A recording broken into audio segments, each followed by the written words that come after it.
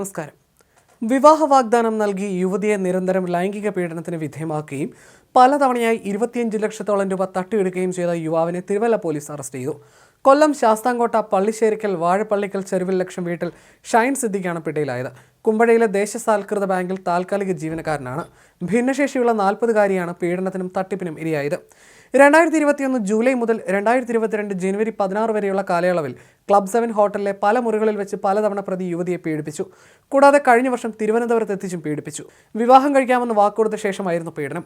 വനിതാ police register ചെയ്ത FIR സംഭവസ്ഥലം Thiruvalla police station പരിധിയിലായതിനാൽ അയച്ചു ലഭിച്ചതിന്റെ അടിസ്ഥാനത്തിൽ ബലാത്സംഗത്തിനും തട്ടിപ്പിനും 15 കേസെടുത്തു. ജില്ലാ പോലീസ് മേധാവിയുടെ നിർദ്ദേശപ്രകാരം പ്രതിക്ക് വേണ്ടി ഊർജിതമായ അന്വേഷണമാണ് നടത്തിയത്.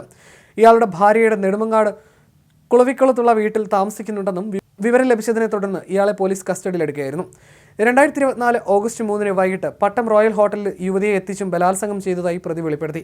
ഇയാളുടെ മൊബൈൽ ഫോൺ, ബാങ്ക് ATM കാർഡുകൾ, പാൻ കാർഡ് എന്നിവ പിടിച്ചെടുത്ത് കോടതിയിൽ സമർപ്പിച്ചു. പ്രതിയെ കോടതിയിൽ ഹാജരാക്കി റിമാൻഡ് ചെയ്തു. തിരുവല്ല പോലീസ് ഇൻസ്പെക്ടർ BK സുനിൽകൃഷ്ണന്റെ നേതൃത്വത്തിലാണ് അന്വേഷണം നടത്തി പ്രതിയെ പിടികൂടിയത്.